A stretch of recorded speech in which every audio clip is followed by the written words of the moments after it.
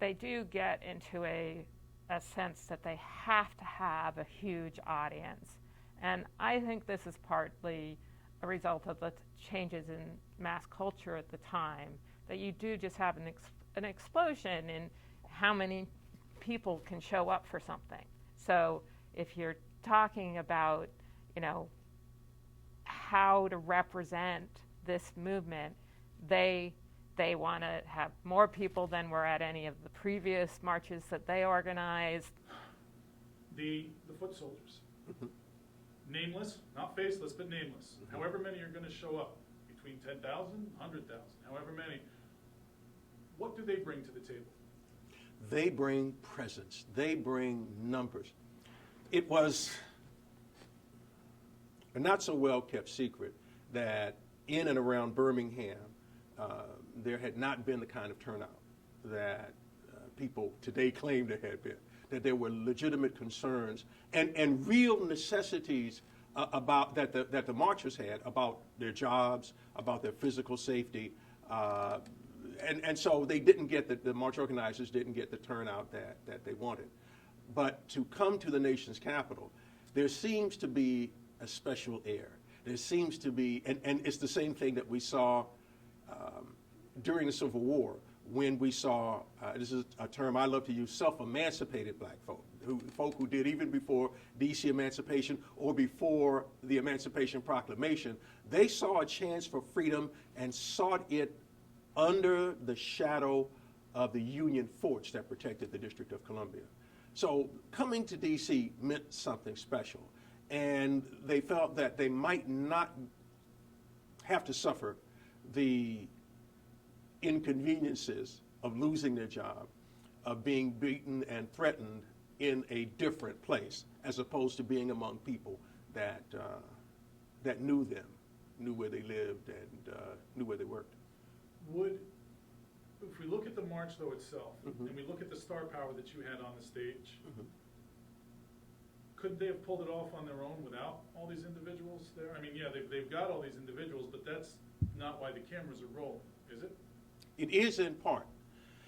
If we were to contrast the news coverage from earlier demonstrations to later demonstrations, it became obvious that the more people you bring, the better chances you have of getting coverage.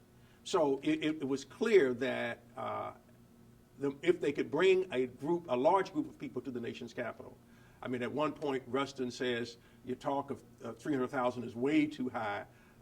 They might not be able to envision exactly how many, certainly perhaps over 100,000. This would have been a victory in and of itself, having to travel out of the South, having to work past Jim Crow in all its terrible display, and coming up here. It's an act of resistance. It is an act of bravery that will be justified by coming to the nation's capital and listening to the best hearts and minds of a movement explain why we are here and why the federal government has a moral imperative to support the civil rights movement. The sheer numbers of the March on Washington are incredible for us to think about now, because this is before the days of low-cost aircraft carriers and airlines to take people places. This is a time in which, particularly for African Americans in the South, people don't move.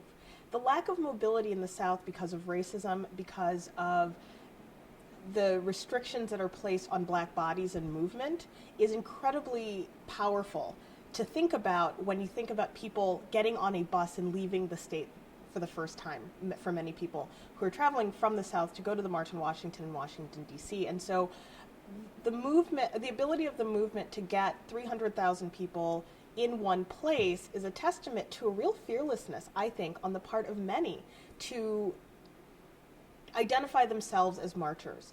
For all the buses that were chartered that were leaving the South, they knew what they could have faced on a highway, on a rural road. There had been many instances in the past of African American travelers being harassed. They're unable to stop wherever they want to get a snack or to get gas, and so you see that traveling in and of itself to go to a march is really a heroic act in 1963. And so I think that for the Southern participants, you really see a desire to push back against the culture of fear and the culture of terror that really characterized a lot of African American life. I think they, the meaning of the numbers was to, in a sense, like, this is how to say that we count in society and our voice counts in political society. Congress, you've got to listen to us. But when you see that, and when the world sees, and when these congressmen see that white people also, because these white people all in the South have the right to vote, and then there's these white labor unions, because they are the leaders of the labor movement outside of Randolph. And it's a national issue. I often say there's nothing in America that's helped the white man that helped the black person that hadn't helped the white person as much or more. Many people were surprised that about 250,000 Americans came out showing the need for some type of civil rights legislation, and this made an impression on John Kennedy. This made an impression on the Congress.